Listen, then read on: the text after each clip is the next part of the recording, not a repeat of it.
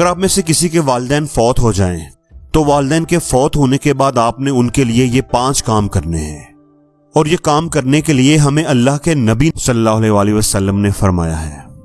اب ہم میں سے ہر کوئی اپنا محاسبہ کر لے کہ جس کی ماں کا انتقال ہو گیا ہے یا جس کے ابا جی کا انتقال ہو گیا ہے وہ یہ کام کرتا ہے یا نہیں کرتا۔ اگر کرتا ہے تو بہت اچھی بات ہے، اور اگر نہیں کرتا تو خدا کے لیے آج سے ہی اپنی روٹین بنا لے کہ یہ 5 کام کرنے ہیں۔ اور وہ 5 کام کون سے ہیں؟ رسول اللہ صلی اللہ علیہ وسلم نے ارشاد فرمایا کہ اپنے والدین کے لیے رحمت کی دعا کیا کرو۔ اب ہم اپنا محاسبہ کر لیں کہ پچھلے 6 مہینے کے اندر کبھی بھی یہ جملہ منہ کے اندر آیا ہے کہ اے اللہ میرے والدین کی قبروں پر اپنی رحمتوں کا نزول فرما۔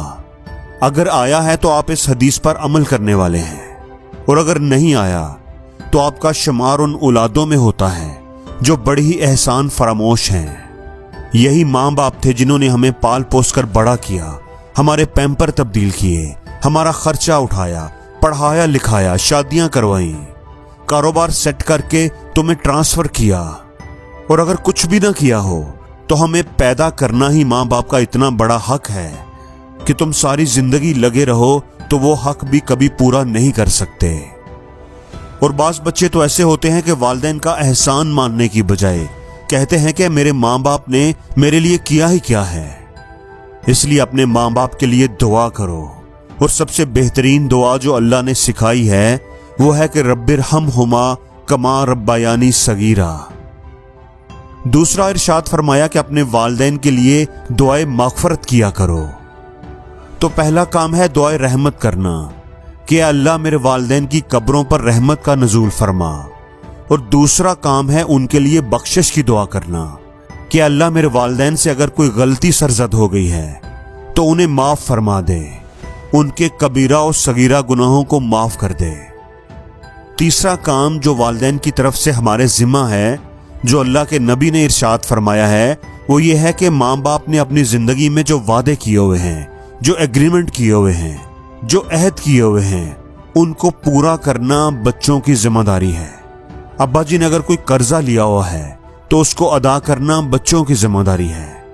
ابا جی نے اگر کسی کے ساتھ کوئی وعدہ کیا ہوا ہے، کوئی کمٹمنٹ کی ہے، کوئی ایگریمنٹ کیا ہوا ہے، تو اسے پورا کرنا ان کی وفات کے بعد اب بچوں کی ذمہ داری ہے۔ اس لیے آپ صلی اللہ علیہ وسلم نے ارشاد فرمایا کہ اپنے والدین کے وعدے پورے کرو۔ اور چوتھا کام ارشاد فرمایا کہ ان دونوں کے دوستوں کی عزت کرنا، یعنی اپنے والدین کے دوستوں کی عزت کیا کرو۔ والد صاحب کے دوست آ جائیں تو بدھو بن کر سیٹ پر بیٹھے مت رہو، بلکہ جیسے کھڑے ہو کر اپنے ابا جی کا ادب کرتے تھے ویسے ہی ادب و احترام کے ساتھ ان کے دوست سے بھی پیش آؤ۔ اب سوچنے کی بات یہ ہے کہ ابا جی کے دوستوں کی عزت کرنے کا حکم ہے، تو ابا جی کے بھائیوں کی کتنی عزت ہوگی؟ بھائی بہن تو دوست سے بھی کہیں بڑھ کر ہوتے ہیں، تو ابا جی کے ابا جی کی کتنی عزت ہوگی؟ ابا جی کی بہنوں کی کتنی عزت کرنی ہوگی؟ تو 5واں حکم اللہ کے نبی نے یہی ارشاد فرمایا کہ اپنے والدین کے رشتہ داروں کے ساتھ صلہ رحمی کرو، یعنی وہ رشتہ دار جو آپ کے ماں باپ کی وجہ سے آپ کے رشتہ دار بنے۔ اگر ماں باپ نہ ہوتے تو یہ رشتہ دار نہ ہوتے۔ اب اس میں چچا بھی آ گئے، پھپھو بھی آ گئی، خالہ بھی آ گئی، ماموں بھی آ گئے۔ اب اگر ابا جی کا انتقال ہو گیا ہے تو اس کا ہرگز یہ مطلب نہیں کہ اب آپ اپنے چچا کو ان کے حال پر چھوڑ دیں، پھپھو کو ان کے حال پر چھوڑ دیں۔ اب یہ جانیں اور ابا جی جانیں، اب ہمارے والدین نہیں رہے تو ہمارا ان کے ساتھ کوئی خاص تعلق بھی نہیں ہے۔ اب میں نے اپنے رشتہ داروں کے ساتھ رشتہ جوڑ کر رکھنا بھی کیا ہے؟ میری اپنی زندگی ہے اور ان کی اپنی زندگی ہے۔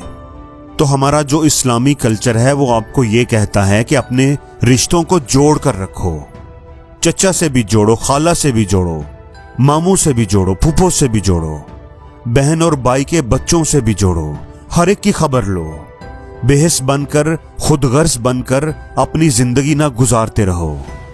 اس لیے دوستو ہم سب کو چاہیے کہ اگر ہم یہ 5 کام آج سے پہلے نہیں کرتے تھے تو آج سے ہی والدین کے ان 5 کے 5 حقوق کو ادا کرنا اپنی زندگی کا حصہ بنا لیں، ان کو اپنی زندگی میں شامل کر لیں، اپنی روٹین بنا لیں۔ اللہ سے دعا ہے کہ اللہ ہم سب کے والدین پر رحم فرمائے، آمین۔